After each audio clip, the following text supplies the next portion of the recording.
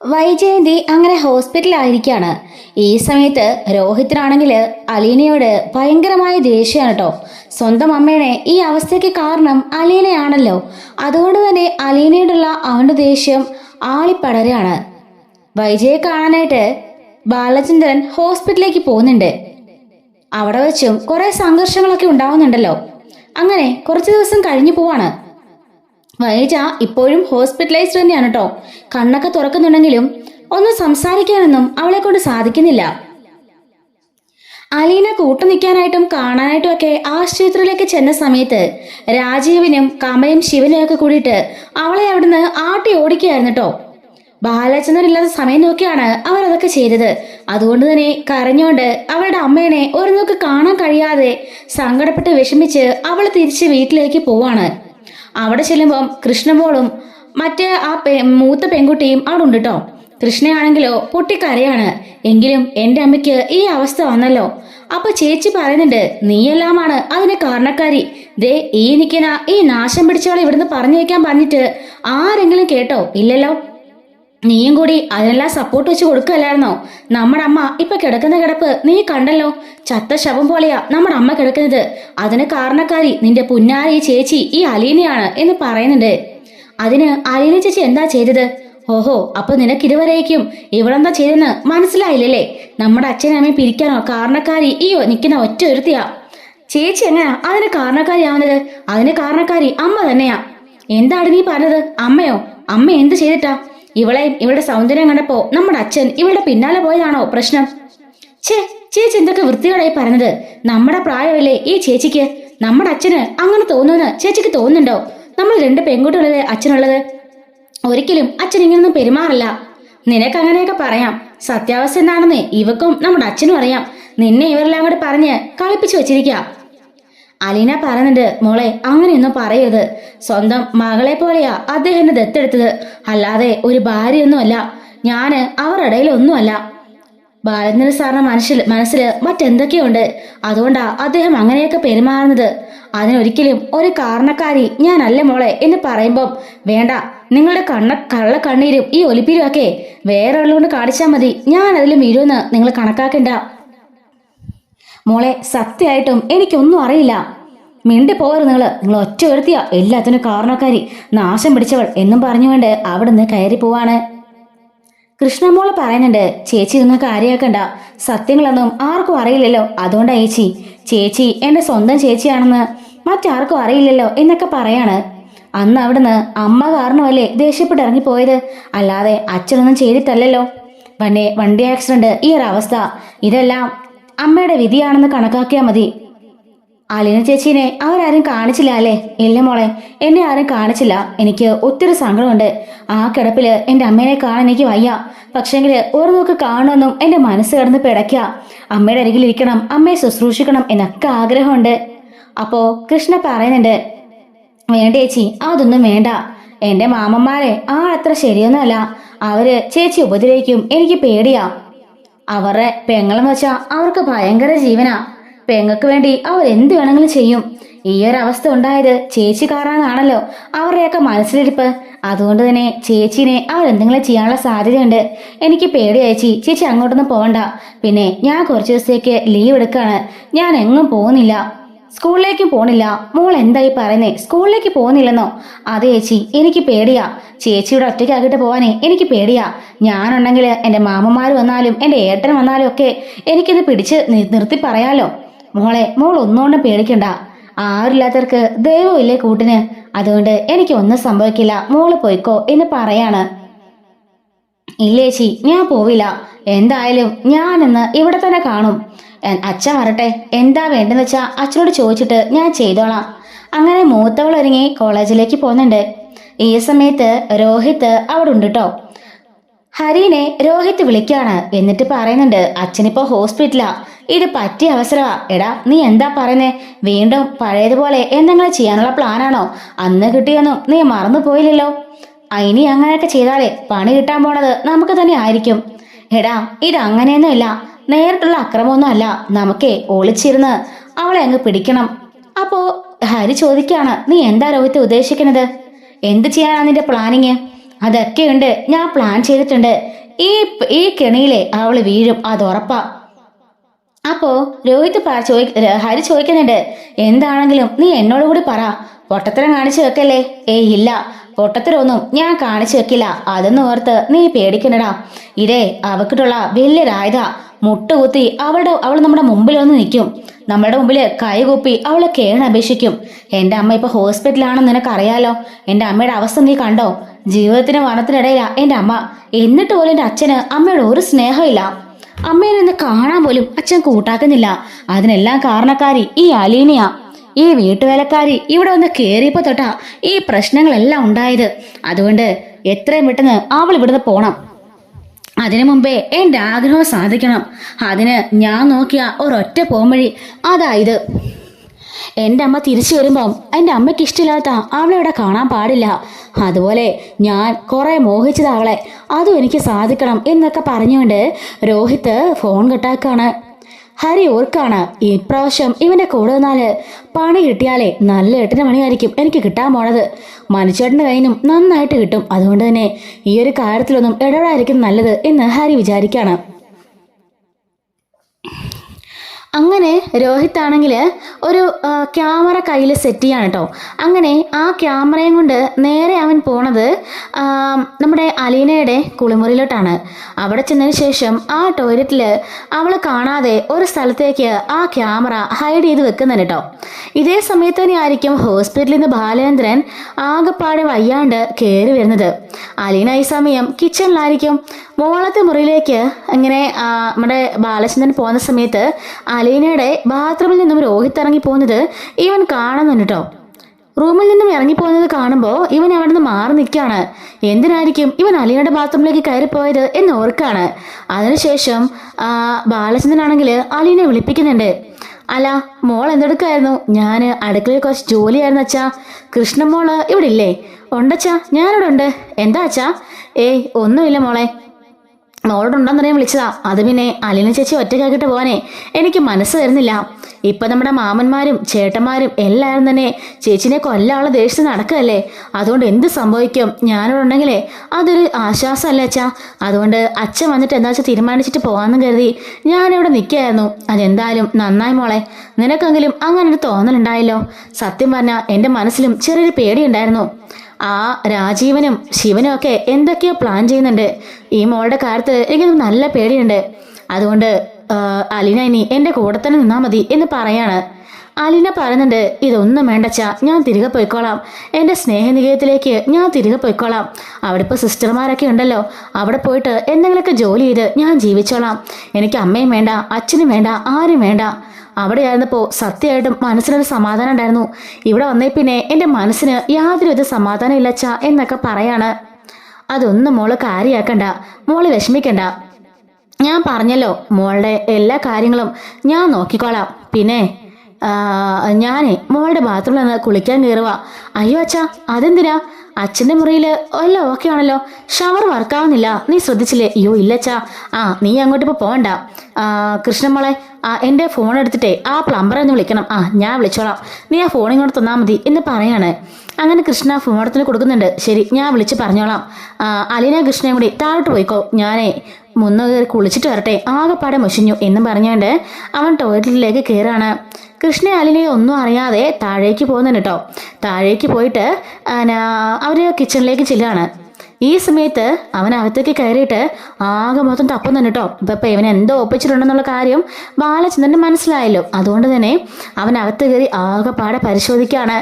അങ്ങനെ ഒരു സോപ്പ് പൊട്ടിയുടെ പുറകിലായിട്ട് എന്തോന്നിരിക്കുന്ന പോലെ അദ്ദേഹത്തിന് തോന്നുകയും അതെടുത്ത് നോക്കുമ്പം ഒരു ക്യാമറയാണെന്നും നമ്മുടെ ഇവന് മനസ്സിലാവുന്നുണ്ട് കേട്ടോ. ബാലചന്ദ്രന് മനസ്സിലാവാണ്. അതിനുശേഷം അവിടെ നിന്ന് കുളിച്ചിട്ട് ഈ ക്യാമറ എടുത്തുകൊണ്ട് പുറത്തേക്ക് ഇറങ്ങി വരുന്നുണ്ട്. ശേഷം അലീനയോടും കൃഷ്ണയോടും പറയാണ്, നമുക്ക് എന്തായാലും എത്രയും പെട്ടെന്ന് ഹോസ്പിറ്റലിലേക്ക് പോകണം. അലീന നീ കയറി കുളിച്ചിറടിയാവ്, കൃഷ്ണമോളെ മോളും പോയി കുളിച്ചിറടിയാവ് എന്ന് പറയുന്നുണ്ട്. അങ്ങനെ ബാലചന്ദ്രൻ അവൻ്റെ മുറിയിൽ പോയിട്ട് വെയിറ്റ് ചെയ്തിരിക്കുകയാണ്. അലീന കുളിച്ചിട്ടിറങ്ങുമ്പം എന്തായാലും രോഹിത്താകത്തേക്ക് കയറി പോവല്ലോ, ആ ക്യാമറ എടുക്കാനായിട്ട് ആ ഒരു സമയത്തിന് വേണ്ടി വെയിറ്റ് ചെയ്തിങ്ങനെ ബാലചന്ദ്രൻ ഇരിക്കുകയാണ് കേട്ടോ. ഇതൊന്നും അറിയാതെ നമ്മുടെ രോഹിത്താണെങ്കിലോ അലീന കുളിക്കാൻ കയറിയത് നോക്കിക്കൊണ്ട് അവനിങ്ങനെ വെയിറ്റ് ചെയ്തിരിക്കുകയാണ്. അവൾ ഇറങ്ങുന്ന സമയം നോക്കി ആ ക്യാമറ എടുക്കാനായിട്ട്. അങ്ങനെ അലീന കുളിച്ചിട്ടൊക്കെ ഇറങ്ങി വരുന്നുണ്ട്. അച്ഛാ, ഞാനേ കുളിയൊക്കെ കഴിഞ്ഞു, ഈ ഡ്രസ്സ് കൊണ്ട് ടെറസിൽ വിരിച്ചിട്ട് വരാം എന്ന് പറഞ്ഞുകൊണ്ട് അവൾ പുറത്തേക്ക് ഇറങ്ങി പോവാണ്. ഈ സമയം ബാലചന്ദ്രൻ അവന്റെ മുറിയിൽ കയറിയിട്ട് കഥ അടയ്ക്കാണ്. എന്നിട്ട് പതിയെ ഡോറിനിടയിൽ കൂടി ഒളിഞ്ഞു നോക്കുന്നുണ്ട് കേട്ടോ. രോഹിത് ആണെങ്കിൽ ഇവള് പോകുന്നതും കാണുകയാണ്. പതിയെ പതിയെ ആരും കാണാതെ ഇറങ്ങി വന്ന് അലീനയുടെ മുറിയിൽ ബാത്റൂമിലേക്ക് കയറുന്നുണ്ട്. ഇവൻ കാണാതെ ഇവന്റെ പിന്നാലെ തന്നെ ബാലചന്ദ്രനും പിന്നാലെ തന്നെ കയറി ചെല്ലാണ് കേട്ടോ.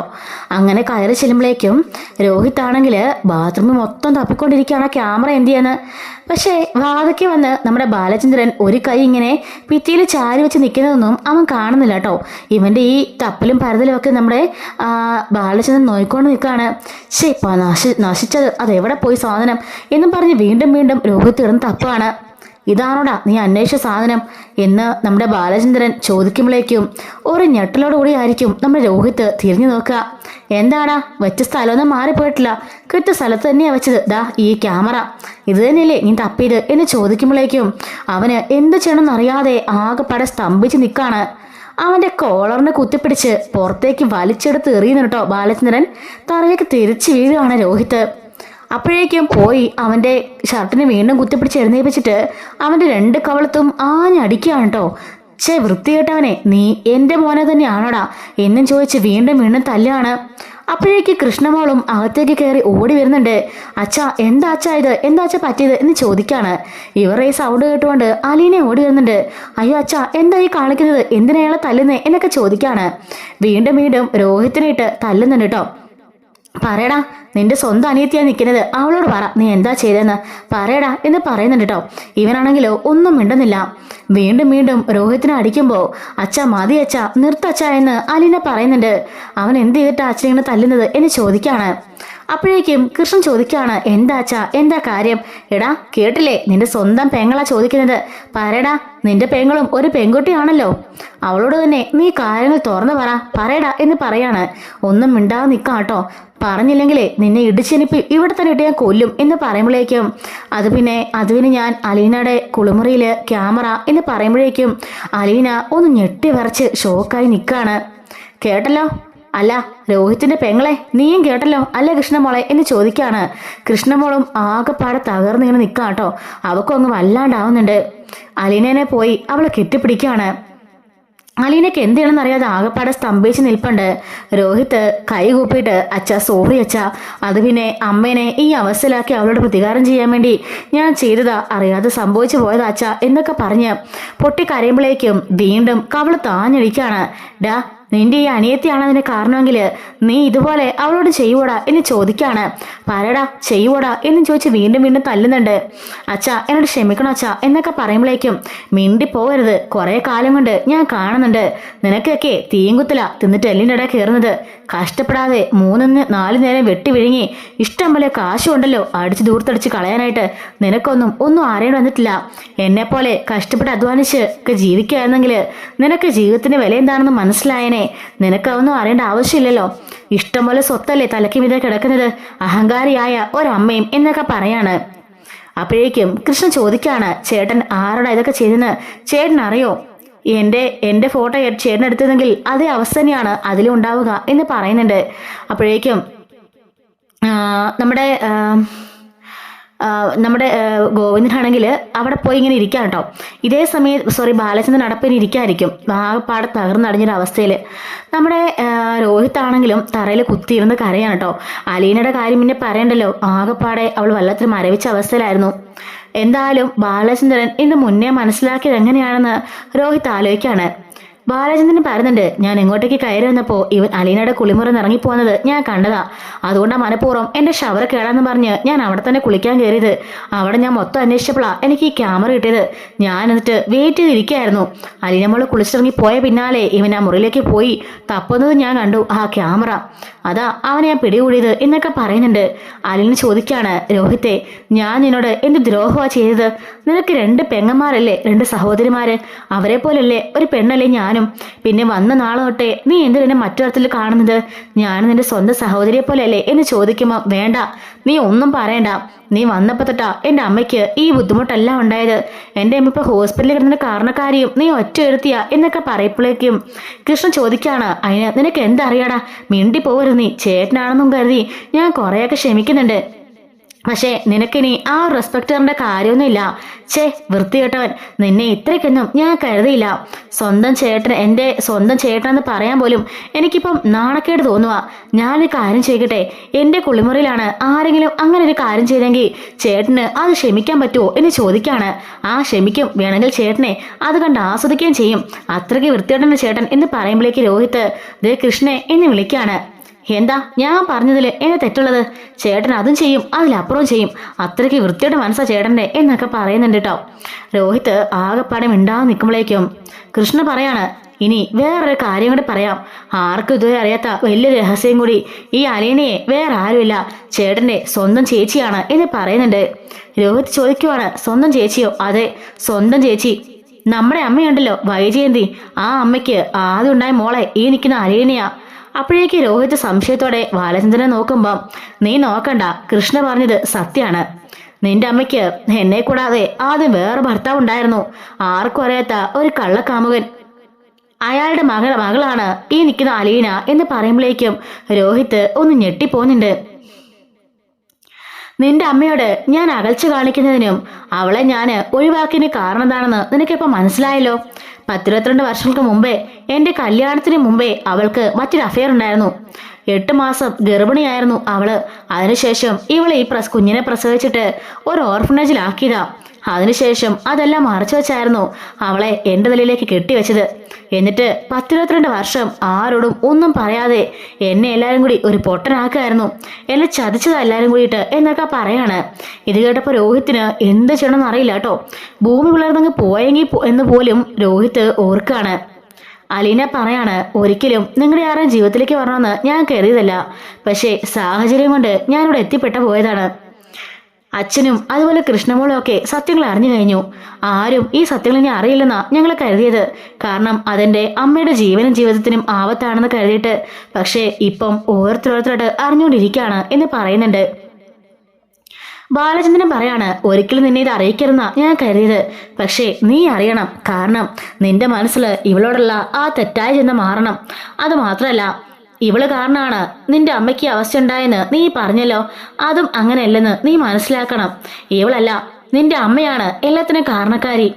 ഒരു ചോരക്കുഞ്ഞിനെ പ്രസവിച്ച് അപ്പൊ തന്നെ ഉപേക്ഷിച്ച ഒരു മഹാപാപി അവള്. എന്നിട്ട് എല്ലാം മറച്ചു വെച്ച് എന്നെ കല്യാണം കഴിച്ച് ഒന്നും അറിയാത്തവളെ പോലെ ഇത്രയും കാലം എന്റെ കൂടെ സുഖമായി അവള് ജീവിച്ചില്ലേ? അതെല്ലാം അവള് ചെയ്ത് തെറ്റില്ലടാ. ഞാനതെങ്ങനെ സഹിക്കും, എങ്ങനെ മറക്കും എന്നൊക്കെ ചോദിക്കാണ്. ഇവളിപ്പോ നിന്റെ സഹോദരി അല്ലെങ്കിൽ പോലും വേറൊരു പെൺകുട്ടിയോടും നീ ഇമാതിരി ഒരു വൃത്തിയും കാണിക്കാൻ പാടില്ല എന്നൊക്കെ ബാലചന്ദ്രൻ പറയുന്നുണ്ട്. രോഹിത് അപ്പോഴേക്കും ഓടിച്ചെന്ന് അലയുടെ കാൽക്കിലേക്ക് വീഴുന്നുണ്ട്. എന്നോട് ക്ഷമിക്കണം ചേച്ചി, ഞാൻ അറിയാതെ ചെയ്തു പോയതാണ്. ഞാനൊരു മഹാപാപിയാണ് എന്നൊക്കെ പറഞ്ഞുകൊണ്ട് സ്വന്തം തലക്കിട്ടടിക്കുമ്പോ അലീന വന്ന് പിടിക്കുന്നുണ്ട്. പോട്ടെ, സാരയില്ല, അറിയാതെയല്ലേ എന്നൊക്കെ പറയുമ്പം കൃഷ്ണ പറയാണ്, അറിയാതെയാണെങ്കിലും അറിഞ്ഞിട്ടാണെങ്കിലും അവൻ ചെയ്ത തെറ്റില്ല ചേച്ചി. വേറെ പെൺകുട്ടിയാണ് ചെയ്തെങ്കിലോ? ചേച്ചി ഇപ്പോ സ്വന്തം ചേച്ചി അല്ലെങ്കിലും വേറെ ആളുടാണെങ്കിലും അവനിങ്ങനെ ചെയ്യാൻ പാടുണ്ടോ?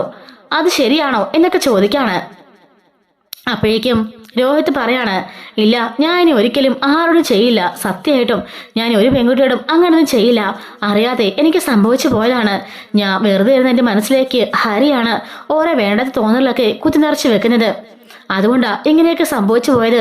എന്നോട് ക്ഷമിക്കണം ചേച്ചി, സത്യമായിട്ട് ഒരിക്കലും ഞാൻ ഇനി ഒരിക്കലും ചേച്ചി ഉപദ്രവിക്കില്ല എന്നൊക്കെ പറയുന്നുണ്ട്. അപ്പോ ബാലചന്ദ്രൻ പറയാണ്, ഈ വിവരങ്ങൾ മറ്റാരും അറിയണ്ട, നമ്മളെ മാത്രം അറിഞ്ഞാൽ മതി. വൈജയെ കാണുമ്പം ആ ഒരു കാഴ്ചയും ആ ഒരു സംഭവമാണ് എനിക്ക് ഓർമ്മ വരുന്നത്. അതുകൊണ്ടാ അവളോട് എനിക്ക് പഴയതുപോലെ ഒരു സ്നേഹം തോന്നാത്തത് എന്നൊക്കെ പറയാൻ കേട്ടോ. നിന്റെ അമ്മയുടെ ഈ അവസ്ഥയിൽ പോലും എനിക്ക് അവളെ കാണാൻ പോലും തോന്നില്ല. കാരണം ഇത് തന്നെയാണ്. അവളെ അങ്ങനെ മരണത്തിനെ വിട്ടുകൊടുക്കില്ല. കാരണം അങ്ങനെ അവള് എന്റെ അരികിൽ നിന്നും രക്ഷപ്പെട്ടു പോകണ്ട എന്നും അവൻ പറയുന്നുണ്ട്. അപ്പൊ രോഹിത് പറയാണ്, 10-20 വർഷങ്ങൾക്ക് മുമ്പേ അമ്മയ്ക്ക് പറ്റിപ്പോയ ചെറു തെറ്റില്ലച്ചായത്, അത് അച്ഛനെ ക്ഷമിച്ചൂടെ? ചെറിയ തെറ്റോ? നീ എന്താടാ പറഞ്ഞത്? ചെറിയ തെറ്റോ? ആ ചെറിയ തെറ്റാണ് ദാ വളർന്നു വലുതായി ഈ രൂപത്തില് ഇവിടെ നിൽക്കുന്നത്. അതെന്താ ചെറിയ തെറ്റാണോടാ എന്ന് ചോദിക്കാണ്. അച്ഛാ അത് പിന്നെ അല്ല, നിന്റെ അമ്മയുടെ സേരായിരിക്കും നീ എപ്പോഴും, അതെനിക്കറിയാം. എങ്കിലും അവളെ ഒരിക്കലും ക്ഷമിക്കാൻ എനിക്ക് സാധിക്കില്ല. പഴയതുപോലുള്ള സ്നേഹിക്കാനും എനിക്ക് പറ്റില്ല. വൈദ്യയുടെ ദേഷ്യവും പ്രകടനങ്ങളും എല്ലാം ഞാൻ സഹിച്ചു ക്ഷമിച്ചുകൊണ്ട് ഒരുപാട് കാലം ഞാൻ സഹിച്ചു. ഇനി അത് പറ്റില്ല. ഇനി അവൾക്ക് അവളുടെ വഴി, എനിക്ക് എൻ്റെ വഴി. അതുകൊണ്ട് തന്നെയാണ് അലീനെ ഞാൻ മകളെ പോലെ ദത്തെടുത്തത് എന്നും പറയുന്നുണ്ട്. ഇനി മേലാൽ നിന്റെ ഒരു വൃത്തിയുടെ നോട്ടവും അവളുടെ മേലെ ഉണ്ടാവരുത്. അപ്പോഴേക്കും അവൻ കരഞ്ഞുകൊണ്ട് പറയുന്നുണ്ട്, ഇല്ല അച്ഛാ, ഒരിക്കലും ഉണ്ടാവില്ല. എൻ്റെ രക്തവലയുടെ ചേച്ചി, അതെനിക്ക് മനസ്സിലായി. പക്ഷേ അമ്മയെ അച്ഛൻ കൈവിടരുത് അച്ഛാ. അമ്മയ്ക്ക് പറ്റിപ്പോയൊരു തെറ്റാണ്, അത് ശരിയാ. പക്ഷേ അമ്മയെ ക്ഷമിച്ച് അച്ഛൻ ഏറ്റെടുക്കണം എന്ന് പറയുന്നുണ്ട് കേട്ടോ. അങ്ങനെ അലീനയോട് നമ്മുടെ രോഹിത് ആണെങ്കിൽ ക്ഷമ ചോദിക്കുന്നുണ്ട്. അന്ന് തൊട്ട് രോഹിത്തിന് അലീനയോട് നല്ല സ്നേഹമാണ്. പഴയ അവൻ്റെ ആ വൃത്തികെട്ട നോട്ടവും അതുപോലെ അവൻ്റെ മനസ്സിലെ ആ വൃത്തിയുടെ ദുഷ്ടചിന്തയൊക്കെ തന്നെ മാറുന്നുണ്ട് കേട്ടോ. അലീനനെ കൃഷ്ണമളെ പോലെ തന്നെ സ്നേഹിക്കാനും അവൻ ശ്രമിക്കുന്നുണ്ട്. അപ്പോൾ ഇതിൻ്റെ ബാക്കിയൊരു സ്റ്റോറി കൂടിയുണ്ട് നമ്മുടെ ചാനലിൽ. നമ്മൾ അടുത്തൊരു വീഡിയോയിലൂടെ അപ്ലോഡ് ചെയ്യുന്നതായിരിക്കും. മിസ്സാതിരിക്കാൻ ചാനൽ മറക്കാതെ സബ്സ്ക്രൈബ് സപ്പോർട്ട് ചെയ്യണേ. Thanks for watching.